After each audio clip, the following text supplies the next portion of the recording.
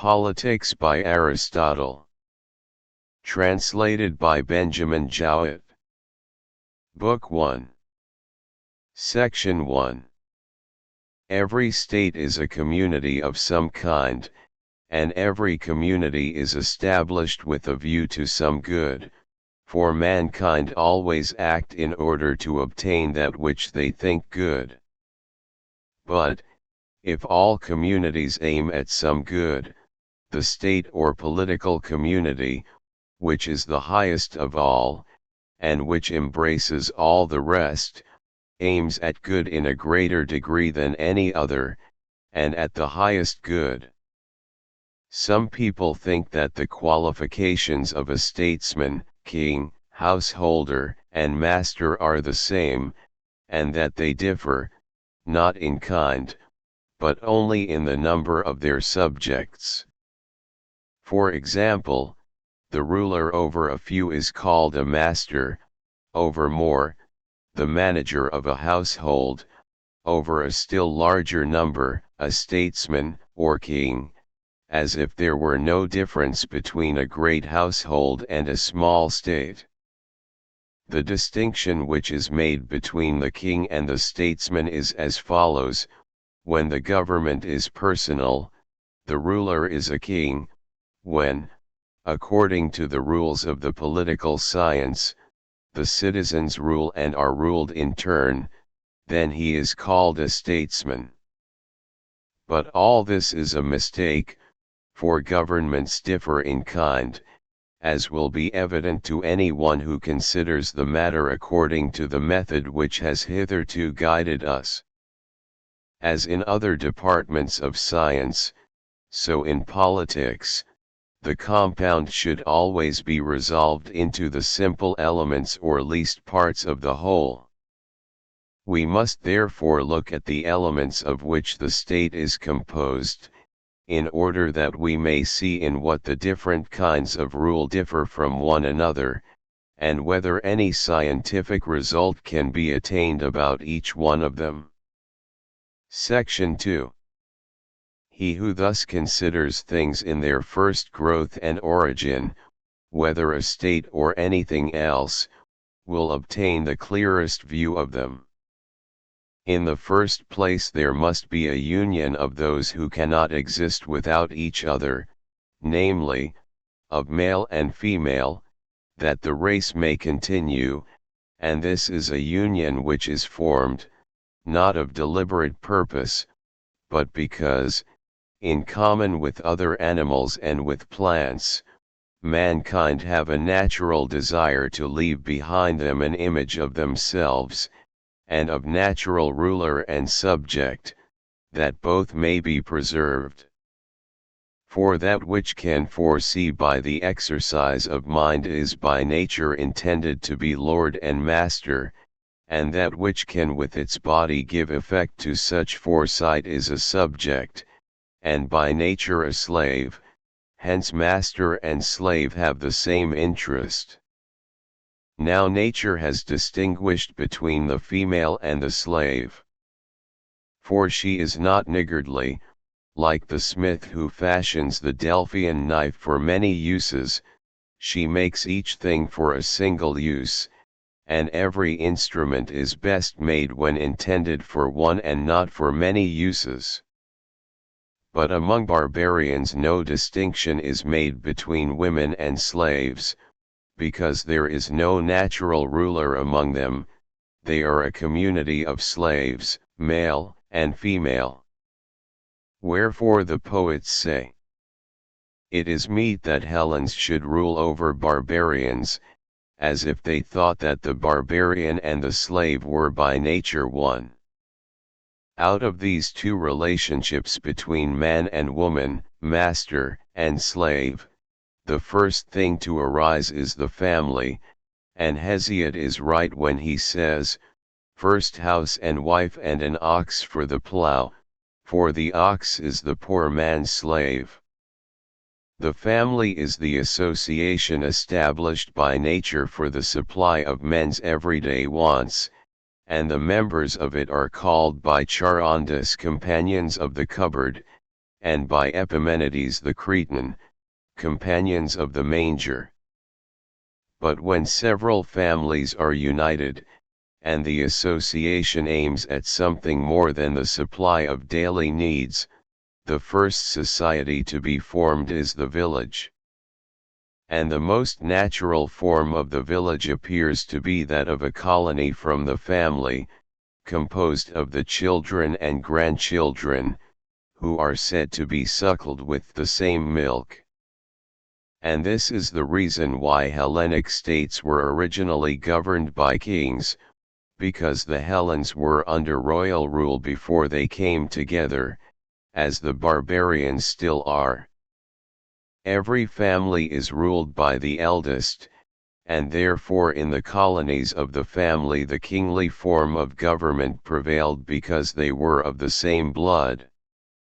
As Homer says, each one gives law to his children and to his wives. For they lived dispersedly, as was the manner in ancient times. Wherefore men say that the gods have a king, because they themselves either are or were in ancient times under the rule of a king. For they imagine, not only the forms of the gods, but their ways of life to be like their own. When several villages are united in a single complete community, large enough to be nearly or quite self-sufficing, the state comes into existence, originating in the bare needs of life, and continuing in existence for the sake of a good life. And therefore, if the earlier forms of society are natural, so is the state, for it is the end of them, and the nature of a thing is its end. For what each thing is when fully developed, we call its nature, whether we are speaking of a man, a horse, or a family. Besides, the final cause and end of a thing is the best, and to be self-sufficing is the end and the best. Hence it is evident that the state is a creation of nature, and that man is by nature a political animal. And he who by nature and not by mere accident is without a state, is either a bad man or above humanity. He is like the tribeless, lawless, hearthless one, whom Homer denounces the natural outcast is forthwith a lover of war. He may be compared to an isolated piece at draughts. Now, that man is more of a political animal than bees or any other gregarious animals is evident. Nature, as we often say, makes nothing in vain, and man is the only animal whom she has endowed with the gift of speech. And whereas mere voice is but an indication of pleasure or pain, and is therefore found in other animals, for their nature attains to the perception of pleasure and pain and the intimation of them to one another, and no further, the power of speech is intended to set forth the expedient and inexpedient, and therefore likewise the just and the unjust. And it is a characteristic of man that he alone has any sense of good and evil, of just and unjust, and the like, and the association of living beings who have this sense makes a family and a state. Further, the state is by nature clearly prior to the family and to the individual, since the whole is of necessity prior to the part. For example, if the whole body be destroyed, there will be no foot or hand, except in an equivocal sense, as we might speak of a stone hand, for when destroyed the hand will be no better than that. But things are defined by their working and power, and we ought not to say that they are the same when they no longer have their proper quality, but only that they have the same name. The proof that the state is a creation of nature and prior to the individual is that the individual, when isolated, is not self-sufficing, and therefore he is like a part in relation to the whole. But he who is unable to live in society, or who has no need because he is sufficient for himself, must be either a beast or a god. He is no part of a state. A social instinct is implanted in all men by nature, and yet he who first founded the state was the greatest of benefactors. For man, when perfected, is the best of animals, but, when separated from law and justice, he is the worst of all, since armed injustice is the more dangerous, and he is equipped at birth with arms, meant to be used by intelligence and virtue, which he may use for the worst ends. Wherefore, if he have not virtue, he is the most unholy and the most savage of animals, and the most full of lust and gluttony. But justice is the bond of men in states, for the administration of justice, which is the determination of what is just, is the principle of order in political society. Section 3. Seeing then that the state is made up of households, before speaking of the state we must speak of the management of the household. The parts of household management correspond to the persons who compose the household, and a complete household consists of slaves and freemen. Now we should begin by examining everything in its fewest possible elements, and the first and fewest possible parts of a family are master and slave, husband and wife, father and children. We have therefore to consider what each of these three relations is and ought to be, I mean the relation of master and servant, the marriage relation. The conjunction of man and wife has no name of its own, and thirdly, the procreative relation, this also has no proper name. And there is another element of a household, the so-called art of getting wealth, which, according to some, is identical with household management, according to others, a principal part of it. The nature of this art will also have to be considered by us. Let us first speak of master and slave, looking to the needs of practical life and also seeking to attain some better theory of their relation than exists at present. For some are of opinion that the rule of a master is a science, and that the management of a household, and the mastership of slaves, and the political and royal rule, as I was saying at the outset, are all the same. Others affirm that the rule of a master over slaves is contrary to nature, and that the distinction between slave and freeman exists by law only, and not by nature, and being an interference with nature is therefore unjust. Section 4. Property is a part of the household, and the art of acquiring property is a part of the art of managing the household, for no man can live well, or indeed live at all, unless he be provided with necessaries. And as in the arts which have a definite sphere the workers must have their own proper instruments for the accomplishment of their work, so it is in the management of a household. Now instruments are of various sorts, some are living, others lifeless. In the rudder, the pilot of a ship has a lifeless, in the lookout man, a living instrument, for in the arts the servant is a kind of instrument. Thus, too, a possession is an instrument for maintaining life. And so, in the arrangement of the family, a slave is a living possession, and property a number of such instruments, and the servant is himself an instrument which takes precedence of all other instruments.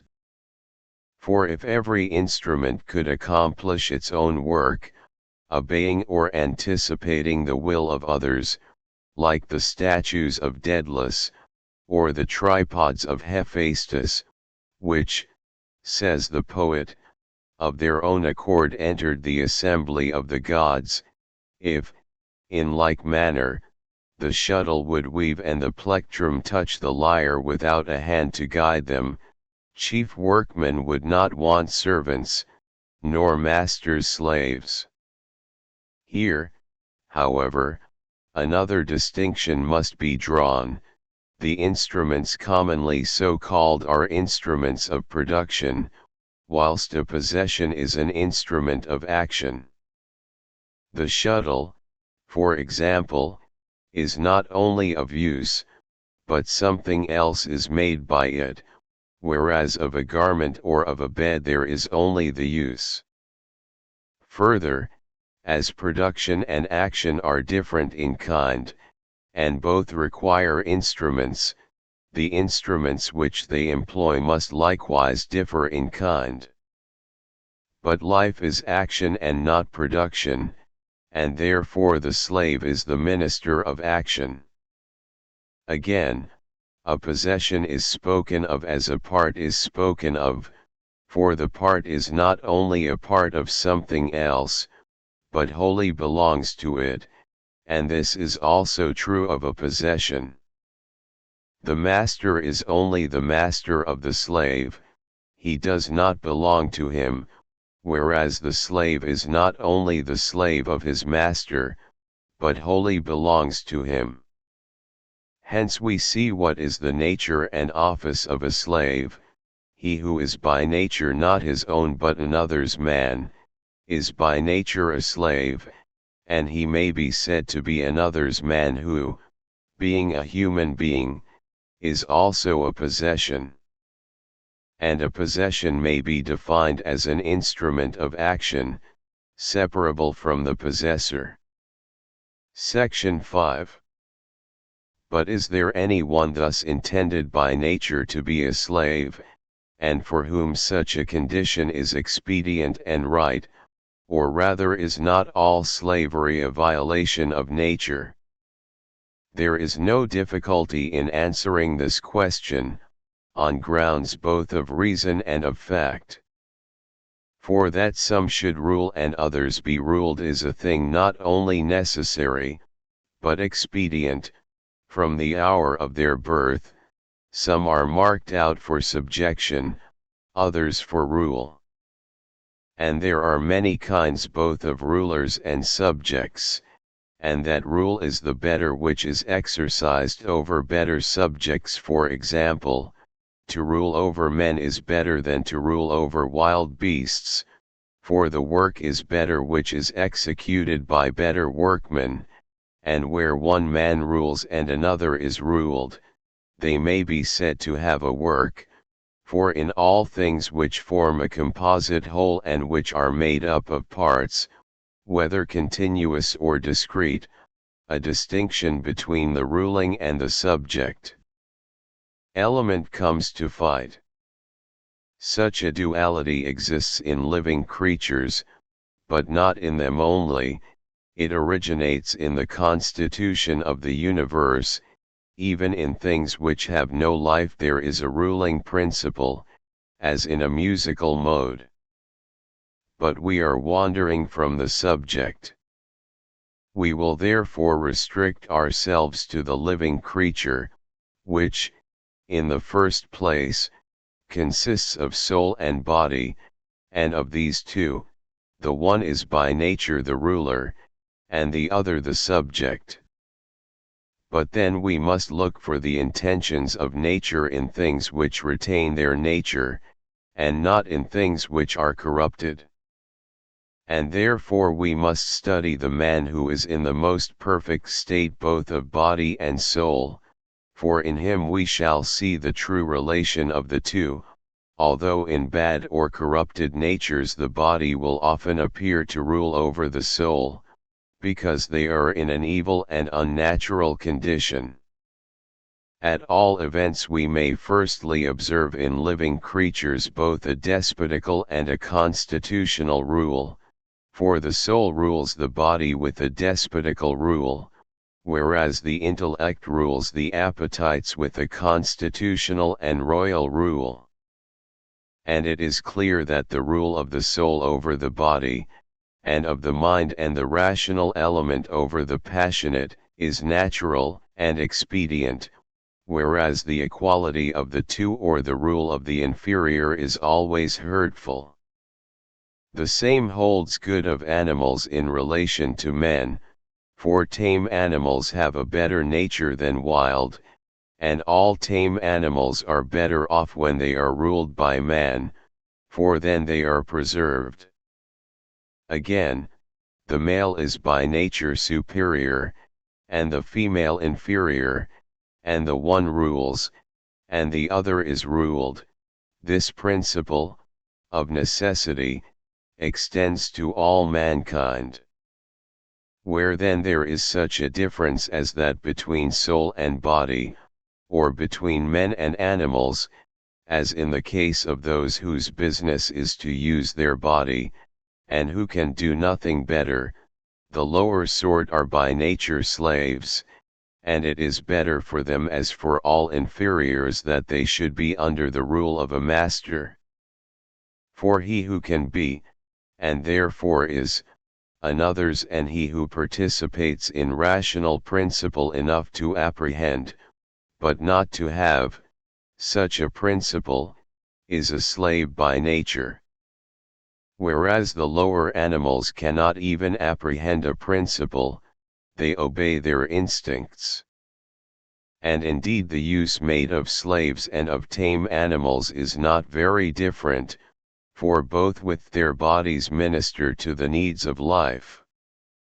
Nature would like to distinguish between the bodies of freemen and slaves, making the one strong for servile labor, the other upright, and although useless for such services, useful for political life in the arts both of war and peace.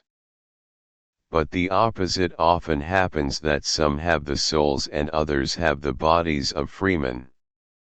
And doubtless if men differed from one another in the mere forms of their bodies as much as the statues of the gods do from men, all would acknowledge that the inferior class should be slaves of the superior. And if this is true of the body, how much more just that a similar distinction should exist in the soul. But the beauty of the body is seen, whereas the beauty of the soul is not seen. It is clear, then, that some men are by nature free, and others slaves, and that for these latter slavery is both expedient and right. Section 6. But that those who take the opposite view have in a certain way right on their side, may be easily seen. For the words slavery and slave are used in two senses. There is a slave or slavery by law as well as by nature. The law of which I speak is a sort of convention, the law by which whatever is taken in war is supposed to belong to the victors.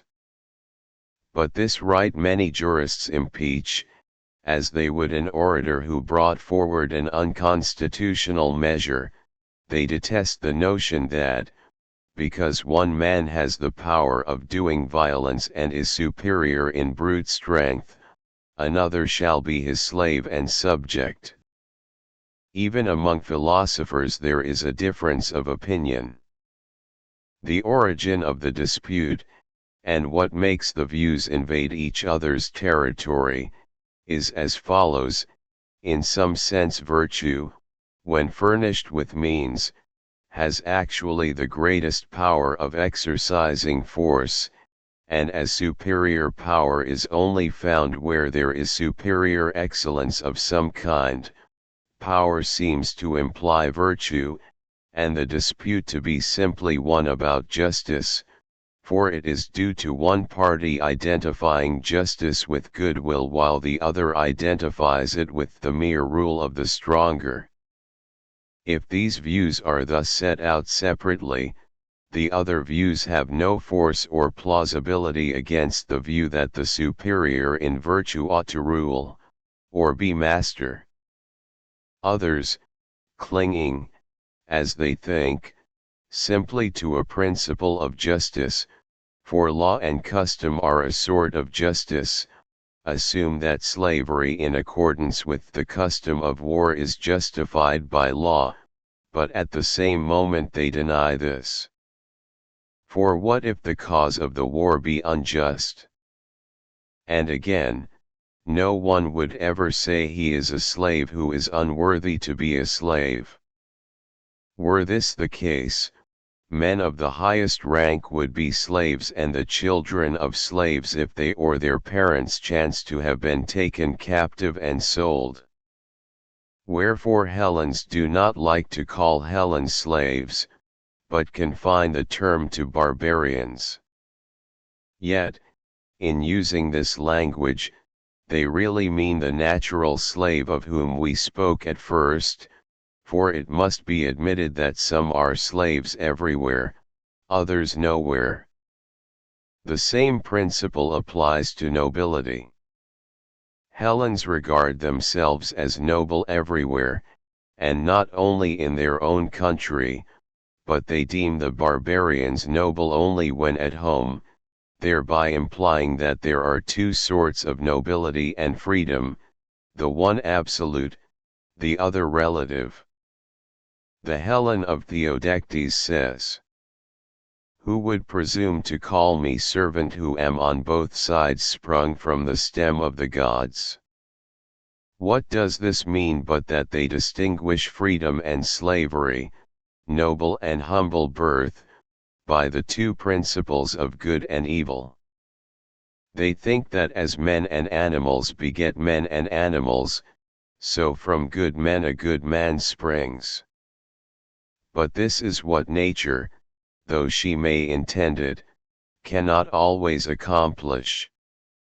We see then that there is some foundation for this difference of opinion, and that all are not either slaves by nature or freemen by nature, and also that there is in some cases a marked distinction between the two classes, rendering it expedient and right for the one to be slaves and the others to be masters, the one practicing obedience, the others exercising the authority and lordship which nature intended them to have.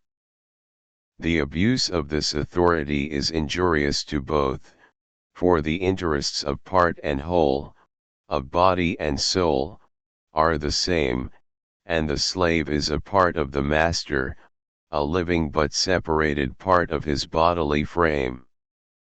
Hence, where the relation of master and slave between them is natural, they are friends and have a common interest, but where it rests merely on law and force the reverse is true. Section 7.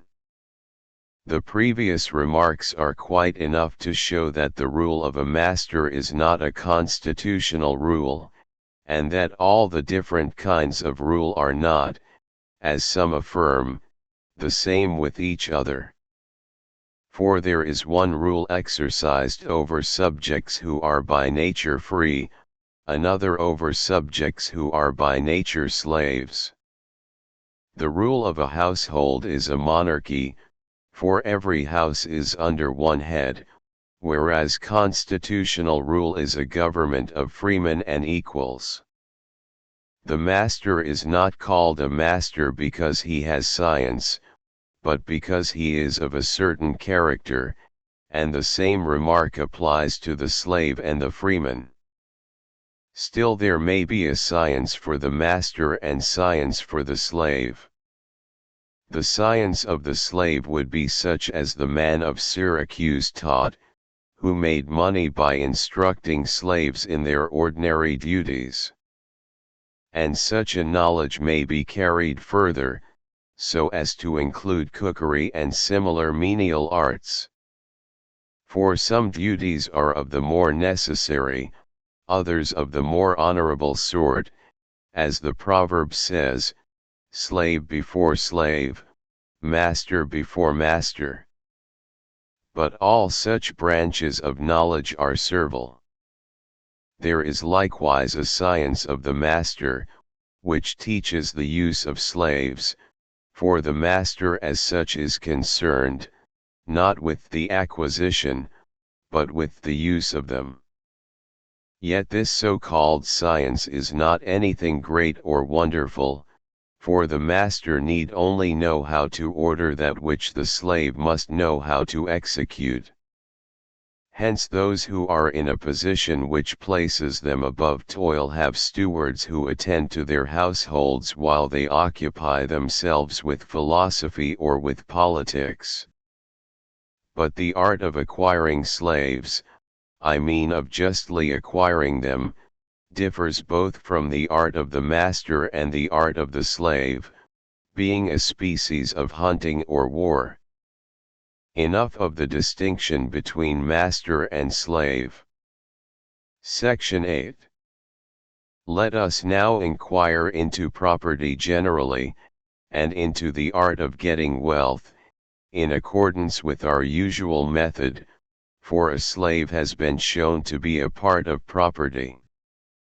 The first question is whether the art of getting wealth is the same with the art of managing a household or a part of it, or instrumental to it, and if the last, whether in the way that the art of making shuttles is instrumental to the art of weaving, or in the way that the casting of bronze is instrumental to the art of the statuary, for they are not instrumental in the same way, but the one provides tools and the other material, and by material I mean the substratum out of which any work is made. Thus wool is the material of the weaver, bronze of the statuary. Now it is easy to see that the art of household management is not identical with the art of getting wealth, for the one uses the material which the other provides. For the art which uses household stores can be no other than the art of household management. There is, however, a doubt whether the art of getting wealth is a part of household management or a distinct art. If the getter of wealth has to consider whence wealth and property can be procured, but there are many sorts of property and riches, then are husbandry, and the care and provision of food in general, parts of the wealth-getting art or distinct arts. Again, there are many sorts of food, and therefore there are many kinds of lives both of animals and men. They must all have food, and the differences in their food have made differences in their ways of life. For of beasts, some are gregarious, others are solitary, they live in the way which is best adapted to sustain them, accordingly as they are carnivorous or herbivorous or omnivorous, and their habits are determined for them by nature in such a manner that they may obtain with greater facility the food of their choice. But, as different species have different tastes, the same things are not naturally pleasant to all of them, and therefore the lives of carnivorous or herbivorous animals further differ among themselves. In the lives of men too there is a great difference. The laziest are shepherds, who lead an idle life, and get their subsistence without trouble from tame animals, their flocks having to wander from place to place in search of pasture, they are compelled to follow them, cultivating a sort of living farm. Others support themselves by hunting, which is of different kinds. Some, for example, are brigands, others, who dwell near lakes or marshes or rivers or a sea in which there are fish, are fishermen, and others live by the pursuit of birds or wild beasts. the greater number obtain a living from the cultivated fruits of the soil. Such are the modes of subsistence which prevail among those whose industry springs up of itself, and whose food is not acquired by exchange and retail trade. There is the shepherd, the husbandman, the brigand, the fisherman, the hunter. Some gain a comfortable maintenance out of two employments, eking out the deficiencies of one of them by another. Thus the life of a shepherd may be combined with that of a brigand, the life of a farmer with that of a hunter. Other modes of life are similarly combined in any way which the needs of men may require. Property, in the sense of a bare livelihood, seems to be given by nature herself to all, both when they are first born, and when they are grown up. For some animals bring forth, together with their offspring, so much food as will last until they are able to supply themselves. Of this the vermiparous or oviparous animals are an instance, and the viviparous animals have up to a certain time a supply of food for their young in themselves, which is called milk. In like manner we may infer that, after the birth of animals, plants exist for their sake, and that the other animals exist for the sake of man, the tame for use and food, the wild, if not all at least the greater part of them, for food, and for the provision of clothing and various instruments. Now if nature makes nothing incomplete, and nothing in vain, the inference must be that she has made all animals for the sake of man. And so, in one point of view, the art of war is a natural art of acquisition, for the art of acquisition includes hunting, an art which we ought to practice against wild beasts, and against men who, though intended by nature to be governed, will not submit, for war of such a kind is naturally just.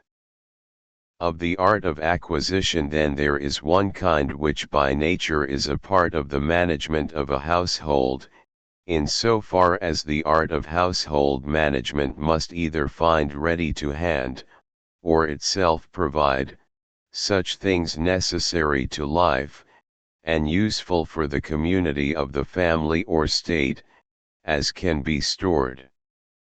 They are the elements of true riches, for the amount of property which is needed for a good life is not unlimited, although Solon in one of his poems says that no bound to riches has been fixed for man.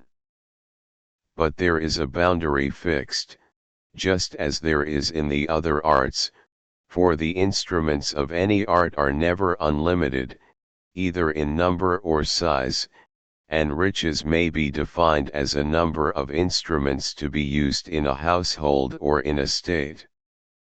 And so we see that there is a natural art of acquisition which is practiced by managers of households and by statesmen, and what is the reason of this? Section 9. There is another variety of the art of acquisition which is commonly and rightly called an art of wealth-getting, and has in fact suggested the notion that riches and property have no limit. Being nearly connected with the preceding, it is often identified with it. But though they are not very different, neither are they the same. The kind already described is given by nature, the other is gained by experience and art. Let us begin our discussion of the question with the following considerations. Of everything which we possess there are two uses, both belong to the thing as such, but not in the same manner, for one is the proper, and the other the improper or secondary use of it. For example, a shoe is used for wear, and is used for exchange, both are uses of the shoe. He who gives a shoe in exchange for money or food to him who wants one, does indeed use the shoe as a shoe, but this is not its proper or primary purpose, for a shoe is not made to be an object of barter. The same may be said of all possessions, for the art of exchange extends to all of them, and it arises at first from what is natural, from the circumstance that some have too little, others too much. Hence we may infer that retail trade is not a natural part of the art of getting wealth. Had it been so, men would have ceased to exchange when they had enough. In the first community, indeed, which is the family, this art is obviously of no use, but it begins to be useful when the society increases. For the members of the family originally had all things in common. Later, when the family divided into parts, the parts shared in many things, and different parts in different things, which they had to give in exchange for what they wanted, a kind of barter which is still practiced among barbarous nations who exchange with one another the necessaries of life and nothing more, giving and receiving wine, for example, in exchange for coin, and the like. This sort of barter is not part of the wealth-getting art and is not contrary to nature, but is needed for the satisfaction of men's natural wants. The other or more complex form of exchange grew, as might have been inferred, out of the simpler. When the inhabitants of one country became more dependent on those of another, and they imported what they needed, and exported what they had too much of, money necessarily came into use. For the various necessaries of life are not easily carried about, and hence men agreed to employ in their dealings with each other something which was intrinsically useful and easily applicable to the purposes of life, for example, iron, silver, and the like. Of this the value was at first measured simply by size and weight, but in process of time they put a stamp upon it, to save the trouble of weighing and to mark the value. When the use of coin had once been discovered, out of the barter of necessary articles arose the other art of wealth-getting, namely, retail trade, which was at first probably a simple matter, but became more complicated as soon as men learned by experience whence and by what exchanges the greatest profit might be made. Originating in the use of coin, the art of getting wealth is generally thought to be chiefly concerned with it, and to be the art which produces riches and wealth, having to consider how they may be accumulated. Indeed, riches is assumed by many to be only a quantity of coin, because the arts of getting wealth and retail trade are concerned with coin. Others maintain that coined money is a mere sham, a thing not natural, but conventional only, because, if the users substitute another commodity for it, it is worthless, and because it is not useful as a means to any of the necessities of life, and, indeed, he who is rich in coin may often be in want of necessary food. But how can that be wealth of which a man may have a great abundance and yet perish with hunger, like Midas in the fable, whose insatiable prayer turned everything that was set before him into gold? Hence men seek after a better notion of riches and of the art of getting wealth than the mere acquisition of coin, and they are right. For natural riches and the natural art of wealth-getting are a different thing. In their true form they are part of the management of a household, whereas retail trade is the art of producing wealth, not in every way, but by exchange. And it is thought to be concerned with coin, for coin is the unit of exchange and the measure or limit of it. And there is no bound to the riches which spring from this art of wealth getting. As in the art of medicine there is no limit to the pursuit of health, and as in the other arts there is no limit to the pursuit of their several ends, for they aim at accomplishing their ends to the uttermost, but of the means there is a limit, for the end is always the limit. So, too, in this art of wealth getting there is no limit of the end, which is riches of the spurious kind, and the acquisition of wealth. But the art of wealth getting which consists in household management, on the other hand, has a limit. The unlimited acquisition of wealth is not its business. And, therefore, in one point of view, all riches must have a limit. Nevertheless, as a matter of fact, we find the opposite to be the case, for all getters of wealth increase their hoard of coin without limit. The source of the confusion is the near connection between the two kinds of wealth getting. In either, the instrument is the same, although the use is different, and so they pass into one another, for each is a use of the same property, but with a difference. Accumulation is the end in the one case, but there is a further end in the other. Hence some persons are led to believe that getting wealth is the object of household management, and the whole idea of their lives is that they ought either to increase their money without limit, or at any rate not to lose it.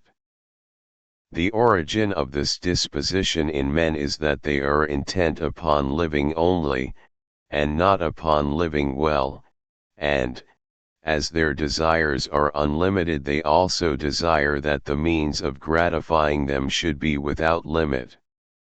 Those who do aim at a good life seek the means of obtaining bodily pleasures, and, since the enjoyment of these appears to depend on property, they are absorbed in getting wealth, and so there arises the second species of wealth getting.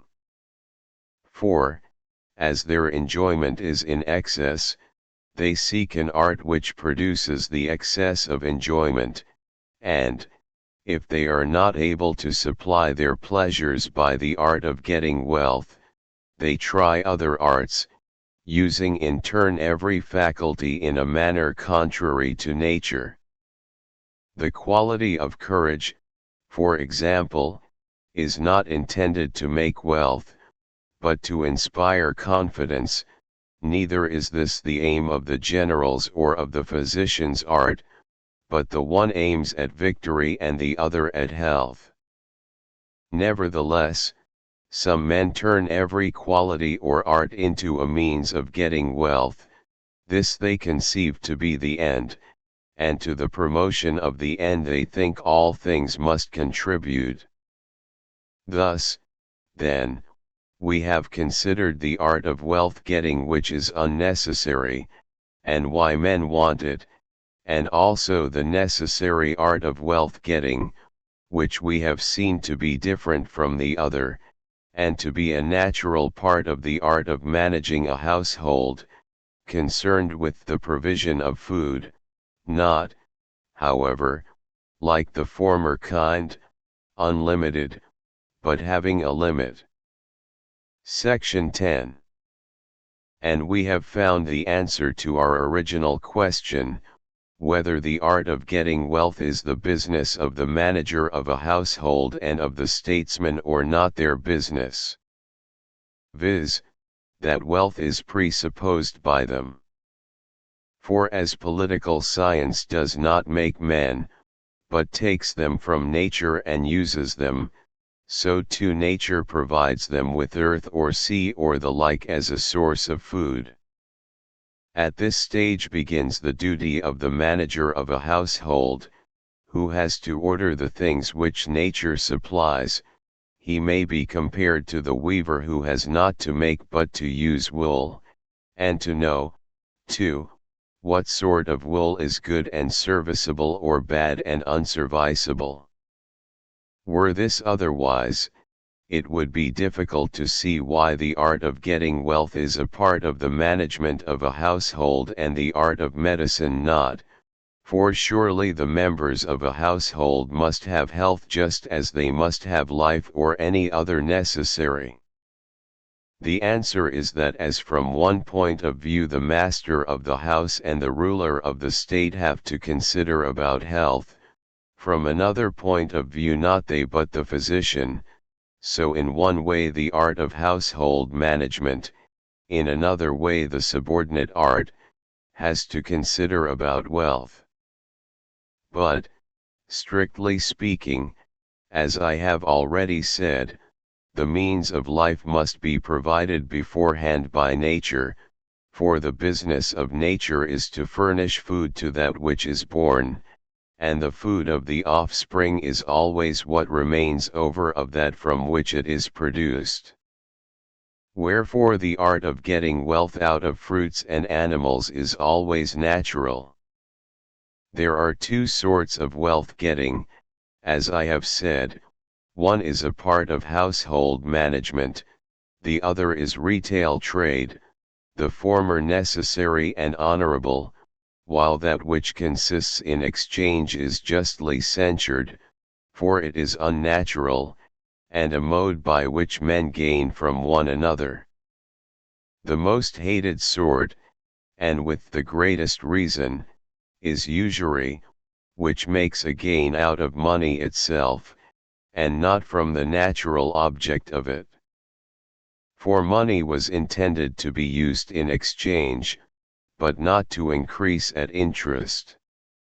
And this term interest, which means the birth of money from money, is applied to the breeding of money because the offspring resembles the parent. Wherefore of an modes of getting wealth this is the most unnatural. Section 11. Enough has been said about the theory of wealth getting. We will now proceed to the practical part. The discussion of such matters is not unworthy of philosophy, but to be engaged in them practically is illiberal and irksome. The useful parts of wealth getting are, first, the knowledge of livestock which are most profitable, and where, and how as, for example, what sort of horses or sheep or oxen or any other animals are most likely to give a return. A man ought to know which of these pay better than others, and which pay best in particular places, for some do better in one place and some in another. Secondly, husbandry, which may be either tillage or planting, and the keeping of bees and of fish, or fowl, or of any animals which may be useful to man. These are the divisions of the true or proper art of wealth getting and come first. Of the other, which consists in exchange, the first and most important division is commerce, of which there are three kinds: the provision of a ship, the conveyance of goods, exposure for sale, these again differing as they are safer or more profitable. The second is usury, the third, service for hire. Of this, one kind is employed in the mechanical arts, the other in unskilled and bodily labor. There is still a third sort of wealth getting intermediate between this and the first or natural mode, which is partly natural, but is also concerned with exchange, viz., the industries that make their profit from the earth, and from things growing from the earth which, although they bear no fruit, are nevertheless profitable, for example, the cutting of timber and all mining. The art of mining, by which minerals are obtained, itself has many branches, for there are various kinds of things dug out of the earth. Of the several divisions of wealth getting I now speak generally. A minute consideration of them might be useful in practice, but it would be tiresome to dwell upon them at greater length now. Those occupations are most truly arts in which there is the least element of chance, they are the meanest in which the body is most deteriorated, the most servile in which there is the greatest use of the body, and the most illiberal in which there is the least need of excellence. Works have been written upon these subjects by various persons, for example, by Charles the Parian, and Apollodorus the Lemnian, who have treated of tillage and planting, while others have treated of other branches. Any one who cares for such matters may refer to their writings. It would be well also to collect the scattered stories of the ways in which individuals have succeeded in amassing a fortune, for all this is useful to persons who value the art of getting wealth. There is the anecdote of Thales the Milesian and his financial device, which involves a principle of universal application, but is attributed to him on account of his reputation for wisdom. He was reproached for his poverty, which was supposed to show that philosophy was of no use. According to the story, he knew by his skill in the stars while it was yet winter that there would be a great harvest of olives in the coming year, so, having a little money, he gave deposits for the use of all the olive presses in Chios and Miletus, which he hired at a low price because no one bid against him. When the harvest time came, and many were wanted all at once and of a sudden, he let them out at any rate which he pleased, and made a quantity of money. Thus he showed the world that philosophers can easily be rich if they like, but that their ambition is of another sort. He is supposed to have given a striking proof of his wisdom, but, as I was saying, his device for getting wealth is of universal application, and is nothing but the creation of a monopoly. It is an art often practiced by cities when they are want of money, they make a monopoly of provisions. There was a man of Sicily, who, having money deposited with him, bought up the iron from the iron mines.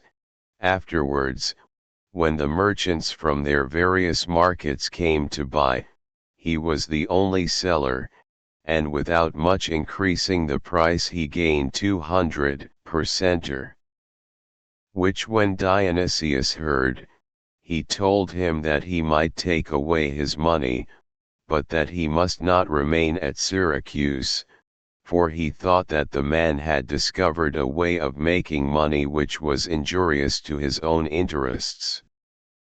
He made the same discovery as Thales, they both contrived to create a monopoly for themselves. And statesmen as well ought to know these things, for a state is often as much in want of money and of such devices for obtaining it as a household, or even more so. Hence some public men devote themselves entirely to finance. Section 12. Of household management we have seen that there are three parts. One is the rule of a master over slaves, which has been discussed already, another of a father, and the third of a husband. A husband and father, we saw, rules over wife and children, both free, but the rule differs, the rule over his children being a royal, over his wife a constitutional rule. For although there may be exceptions to the order of nature, the male is by nature fitter for command than the female, just as the elder and full-grown is superior to the younger and more immature.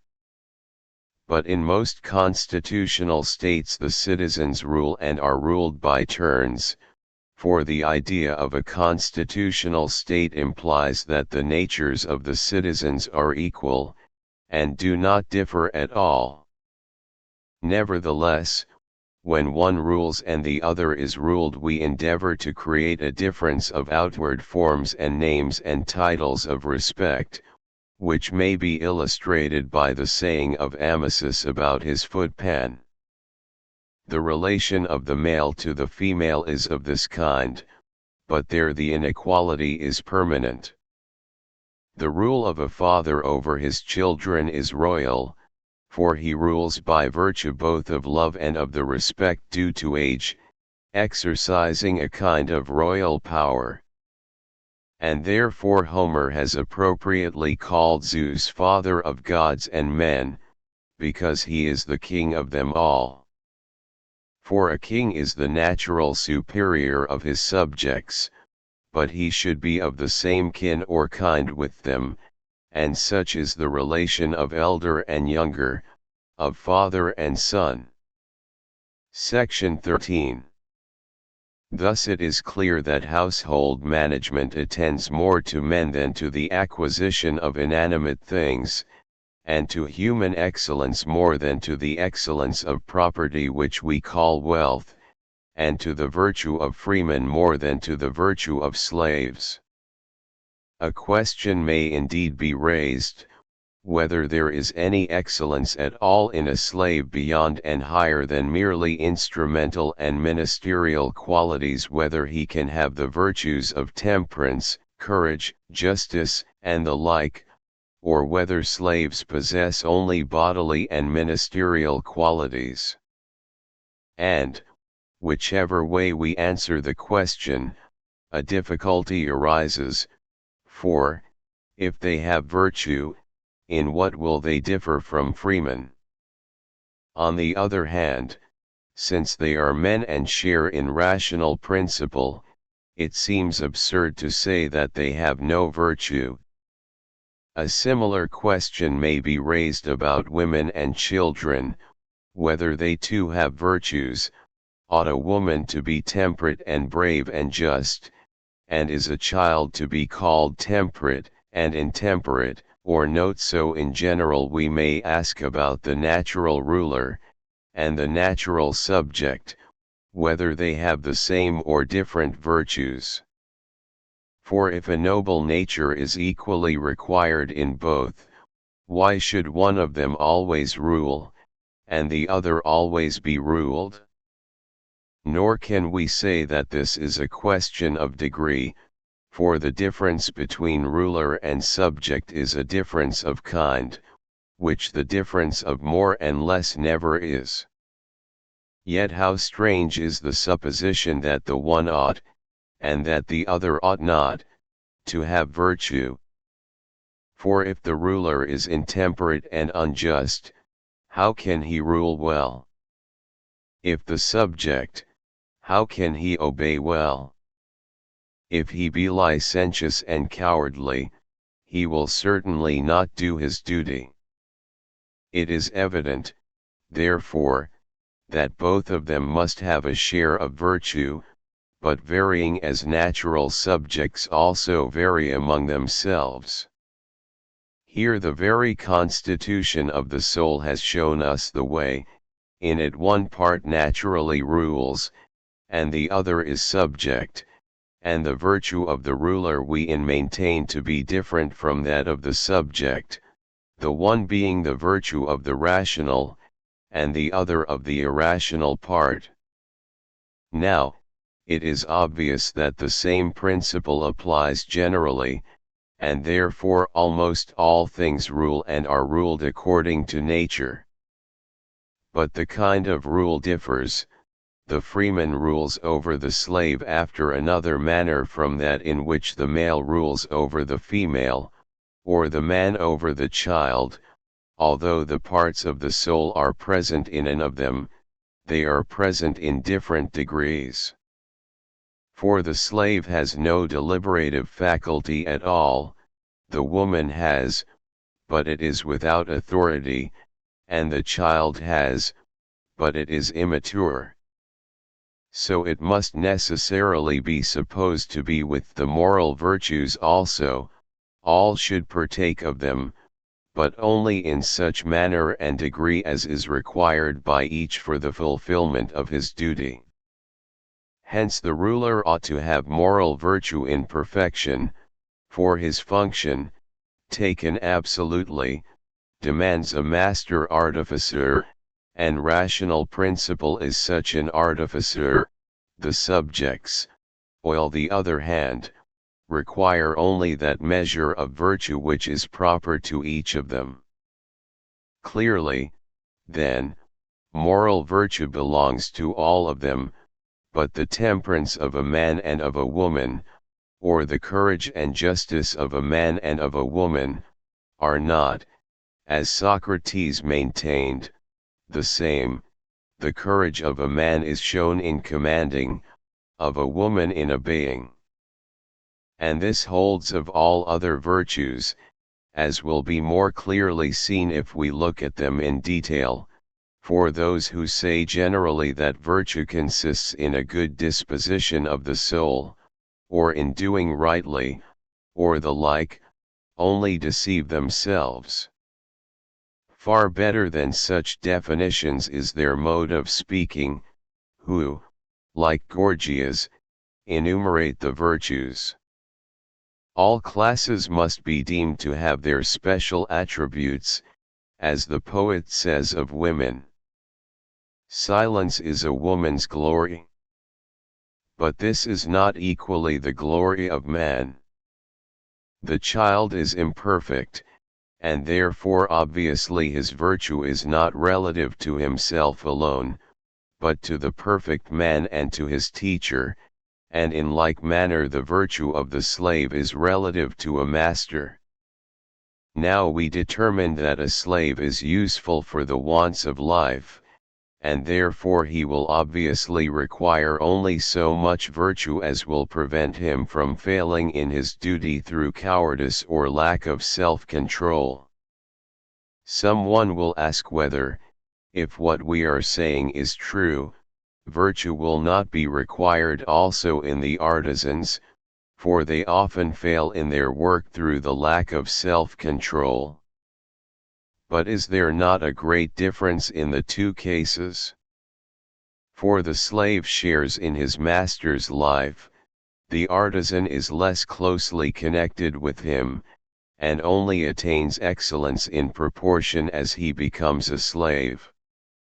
The meaner sort of mechanic has a special and separate slavery, and whereas the slave exists by nature, not so the shoemaker or other artisan. It is manifest, then, that the master ought to be the source of such excellence in the slave, and not a mere possessor of the art of mastership which trains the slave in his duties. Wherefore they are mistaken who forbid us to converse with slaves and say that we should employ command only, for slaves stand even more in need of admonition than children. So much for this subject, the relations of husband and wife, parent and child, their several virtues, what in their intercourse with one another is good, and what is evil, and how we may pursue the good and escape the evil, will have to be discussed when we speak of the different forms of government.